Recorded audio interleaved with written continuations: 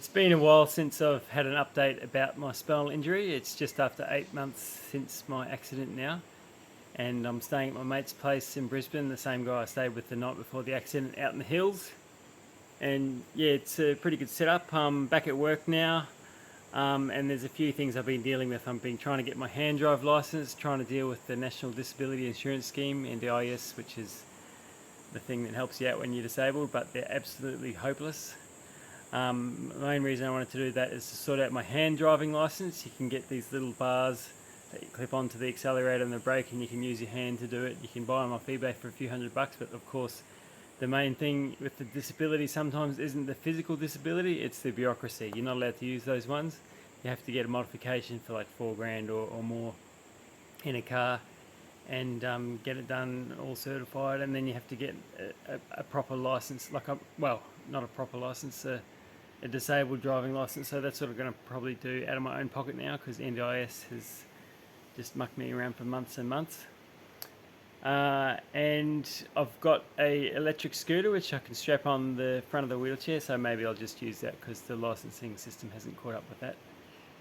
That's a way to get around the rules maybe. I'm hoping I can take that on the plane with me, because I'm planning to go to Spain with Alina at the end of next month. And yeah, maybe it'd be nice to find somewhere in the world where there's less regulations, and maybe I can just drive without all this kerfuffle. But yeah, it could be a lot worse. We've got a lot of things sorted out for us, and yeah, it's been awesome that I've been able to stay here. It's a pretty hectic house with the kids and the dogs, but yeah, Dobbo's put up a ramp in the backyard and a little platform, because the first time the night I arrived I fell on my face on the grass. I've had one other stack out of my wheelchair, but it's been more than a month now since I've fallen off the front, so maybe it's about time. But yeah, hopefully nothing too serious happens with this electric scooter hand bike thingy-me-dig, which I'm yet to try out because the battery hasn't arrived yet. So yeah, I wanted to talk about a few of the dramas that I've been dealing with, and yeah, just life in general. So basically I've been back at work for probably about a dozen shifts, and there's day shifts and night shifts, 12 hours each from 7 till 7. And generally I found that I wasn't really sure how I'd go with it. I think I have been sleeping a little bit more and probably a little slow to get out of bed than before the accident, but in terms of fatigue on the shifts, I think it's pretty much the same as it was before.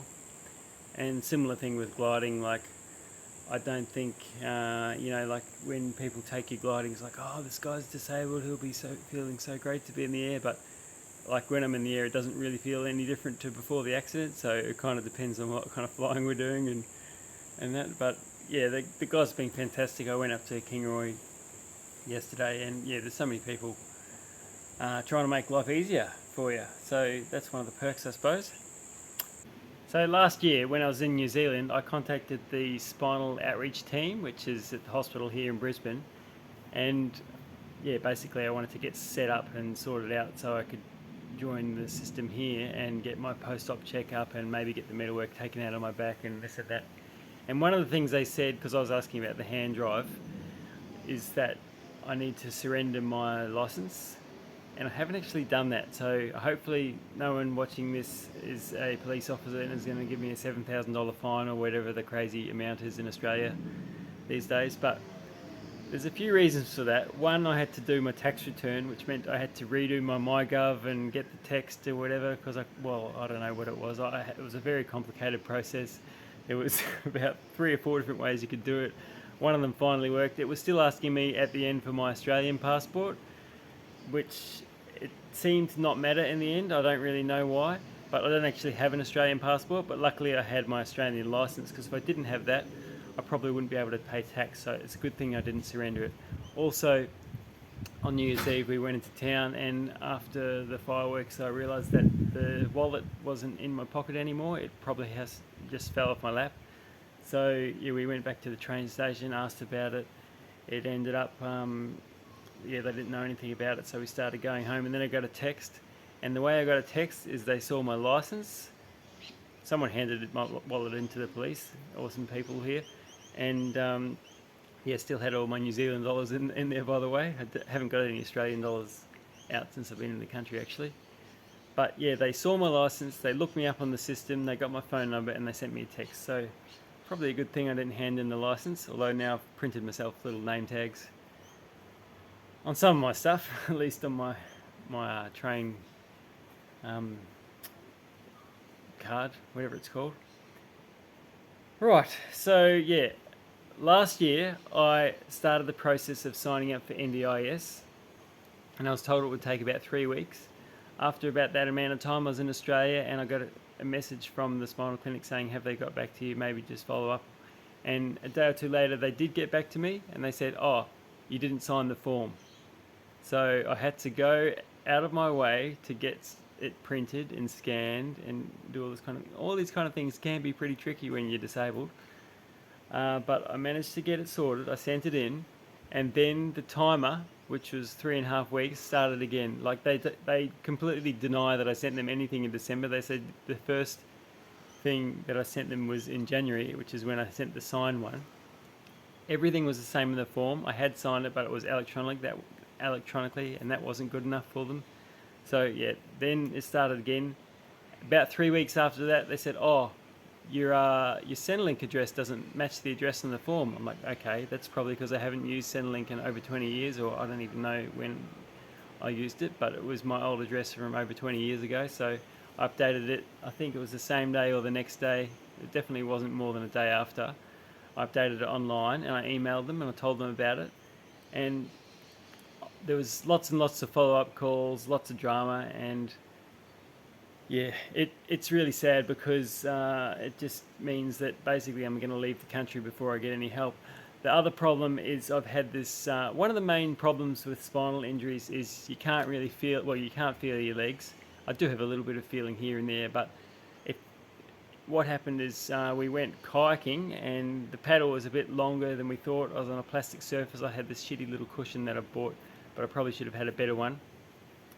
And after a few hours on the water and getting bumped around and sliding forwards in the kayak, and just not being able to steer this thing, I had a little bit of like very light skin damage on my bum. And it's one of those things where normally if you had that kind of skin damage, every time you sit down you'd be like, oh, and you'd pull away from it, or you'd be like a bit tender around it and you'd be careful around it. But because I can't feel anything, I would always sort of slightly damage it when I'm sitting down on the shower seat or whatever, and it wasn't really getting a chance. Like, it was healing and then just getting knocked back, and it just wasn't having a proper go. So it started to look worse maybe 3 weeks after the original injury, and my girlfriend got a bit upset, and I rang up the Queensland Health emergency service online, which I only just found out about from my host Sarah Beck. And yeah, basically I decided not to go to work that day, which is a 12-hour shift, and you don't need your bum for the shift, but it's pretty hard to do it without sitting on your bum for 12 hours. So we thought probably should give it a miss. So I've missed a week of work, and I'm still having dramas with this. I'm putting bandages on it. I'm trying to keep my weight off it. All these kind of things. Like, basically I had no skin problems the way it was, but with like the way I treat my skin, it can maintain itself, but it can't sort of repair itself. So it's one of those tiny little frustrating things, and it's like your bones are just sticking out in your bum because the muscles are all gone because you're not using them anymore, and you just don't feel it when it hurts. So yeah, that's something that could have been solved by having a good cushion or good support from the spinal team, like basically the NDIS. So anyway, I've had a big whinge about that. Apart from that, I would like to get the metalwork taken out of my back, but that's probably not going to happen. Like, I did just get a call like 20 minutes ago from the hospital, so I'm going to be booked in to see them to do just have a chat, I suppose. It'll be my checkup, my 6 monthly checkup, after about 9 months in a few weeks' time. Anyway. What else was I going to say? Yeah, so with those bum sores, I spent basically a couple of days lying on my belly, only getting up when I absolutely had to. And here where I'm sitting, like the seat's a little lower, so my legs sort of flay out a bit, and that's one chance for my groin to naturally dry out because it's something I don't really feel. But basically, with those few days of just being lying down on a bed or in the wheelchair, my legs are squished together. It meant that my groin wasn't airing out, so the skin was just stuck together, and basically it's been quite hot. Basically the temperature here has been perfect the whole time, like it's either gone between you need a t-shirt or you don't really. But there was a time where it was a bit too hot, and that was the time when I was doing all that lying down on my belly, and I didn't get the air to my groin, so I got mouldy stuff growing in there. So yeah, if it's not one thing, it's another. It's kind of like when you're getting old, and you're just a little bit more fragile. So yeah, if I could get the bum sores sorted out, and if I could, if your health is 100%, then you're much less likely to have other things happen, I think. But if there's one thing, it can lead to another thing, and it can lead to another. So yeah, anyway. I'm now working as a contractor, which is what I've wanted for years, but the best way to get it to actually happen was to quit, I think. And another guy who I was talking about going part-time, sharing the job with, he has actually done that, and he's just getting called in a lot more for emergency shifts, which are paid higher, so you can basically get paid a similar amount and work much less. That was my plan from years ago. So yeah, I feel like my work is going to be permanently understaffed, but if they're not, I'm want to keep my options open to be able to do other things as well. And there's a good chance I'll be open to coming back and doing more contract work in the future. But part of the reason we just said we can do 3 months from Christmas is because otherwise we'd have to deal with the government, and I know what that's like because NDIS. So I didn't want to have to go through all the drama of visas, and that's really why we left New Zealand as well, because we were there for under 90 days.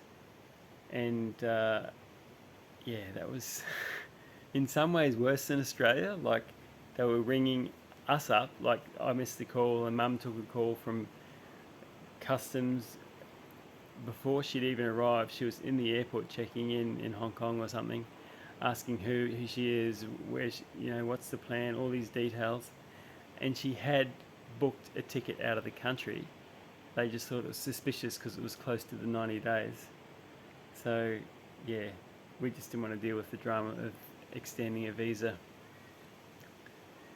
Yeah, I'm very lucky to have a European passport as well, so I don't have to worry about the visas for that side of it.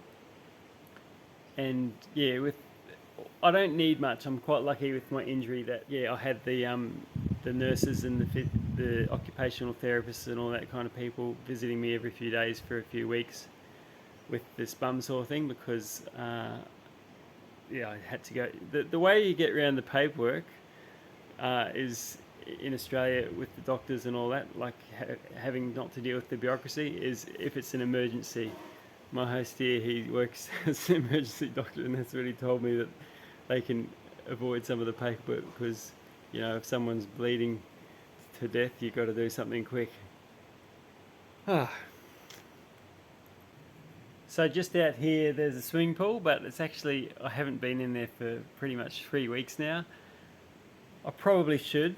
I've got a tiny bit of movement coming back with basically being able to bring my knees to my chest, which is like hips, really, hip flexion or abduction. And the other one is bringing the knees together. So it's not really legs, but it's something that I didn't have early on. So my sister is getting real excited about that, and she wants me in the pool, or she wants me to be exercising all the time to practice this. And she's like, if you could just do your exercises every hour, and if you do this over and over, and I don't know how long, then you might be able to crawl if you build up the strength. I'm like, okay. So I don't want to give up on recovery, and I think you need to try things, but I want to sort of move on with my life as well. Like, to me, being able to walk, it's not that amazing. Like, everyone can do that, but maybe if I put all my time in something else, I would be able to do something a lot more extraordinary or a lot more interesting than just being able to walk.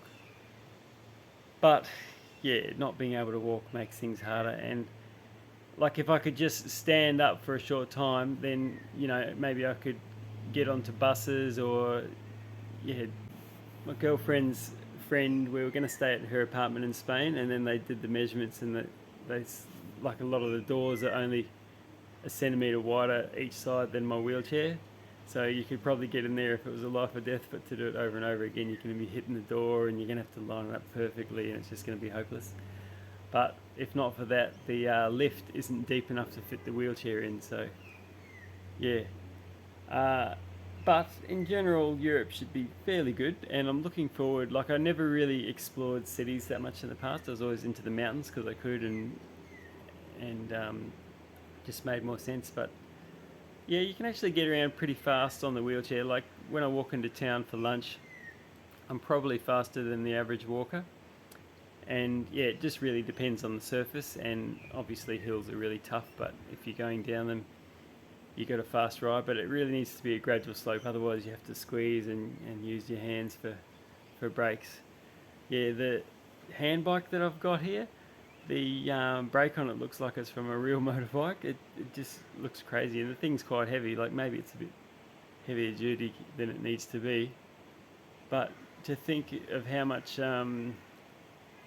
they have to slow you down when I'm just using my hands. And yeah, you do get hot when it's a steep descent. If it's a short one, it's fine, but if it's longer, you really get hot hands, and yeah, it's quite uncomfortable. And yeah, back at Mum's driveway, it was relatively steep, but it also was bumpy, so you needed to control as well. Yeah, and you need to keep the front wheel up, because if you don't do that, sometimes you can have 3 points of contact if it's rough ground, and one of the points that isn't contacting is your back wheel, which means you lose your steering, which means you're off into the ditch. Yeah, so there was a lot of paperwork to get working at my old job, even though they're short-staffed. The first of my 3 months that I offered to work was basically used up just filling out forms, like sending in my citizenship details and everything, even though I'd worked for them less than a year ago. And yeah, the director, the BOM director, he came and he didn't realise I was in a wheelchair, and he was really genuinely helpful, and saying, is there anything I can do? And yeah, he was sorry to see me like that. And I said, yeah, everyone's been really helpful, but really the main problem has been all the paperwork. And yeah, it's not just the driving license, but it's also a bit like that with gliding. Yeah, you can physically, you can easily put hand controls in there, but the problem is the certification.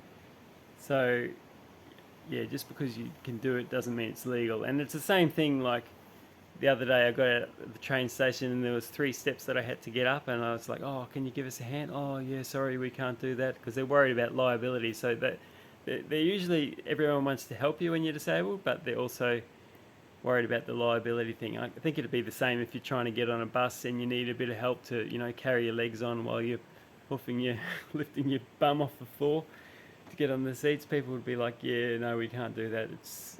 They're worried about safety. So yeah, certification is the problem for getting hand controls in gliders. I think, yeah, I don't really remember where I heard about it, but there was apparently a big push to do that in France. So it's not just my club in France that has the hand control gliders, one of which is the Duo, which is the high performance, basically the high performance 2-seater that you see all over the place. I flew it here a couple of days ago and in New Zealand. So they've got one of those for hand controls, and you can put them in, take them out depending on who's flying. It only takes 5 minutes. And they've got an ASK-21, which is the classic training glider, and there's a few solo privately owned ones around as well. But I did contact the instructor who's paraplegic over there, who's awesome to fly with, by the way, last week, and he said basically what you have to do, because there it's really strict with the class 2 medical, so you can fly for anyone, not just disabled people. But he said what you have to do is you have to do the class 2 medical and fail it, and then do these other steps. And basically at the end he said it's a minimum of a 1-year process. So if I understand that right, it means I can't solo fly legally for at least a year. after I start this process when I arrive there. So yeah. Anyway, it's going to be nice to fly with other people. But as I said, when I'm in the glider, I feel like the same. It's just getting in and out, which is not too hard. I've done it a few times now. So yeah, all these dramas, physical and bureaucratic. So Alina and I thought we would try living in Valencia in Spain. It's on the Mediterranean on the east. It's the third biggest city, and yeah, so it should be reasonably accessible to the rest of Europe. And Alina has been wanting to have a home. She wants to go home for a long time. She just hasn't figured out where that is. But she's got a couple of friends there, and I think it's a pretty ideal climate and place to live. Like, I speak more or less as much Spanish as I do French, which isn't much, but it's a good thing to improve on. And yeah, they're my strongest non-English languages. So yeah, I'd like to learn some other ones too. And living in Europe is a good excuse to do that. It's been something I've been thinking about doing for years and years, and I just haven't really got around to. And yeah, maybe a good time to do some writing projects. And in the summer, I think that's the time I would least want to spend in Spain, because it's too hot and there's going to be tourists everywhere. So probably I would be keen for just camping at the gliding field.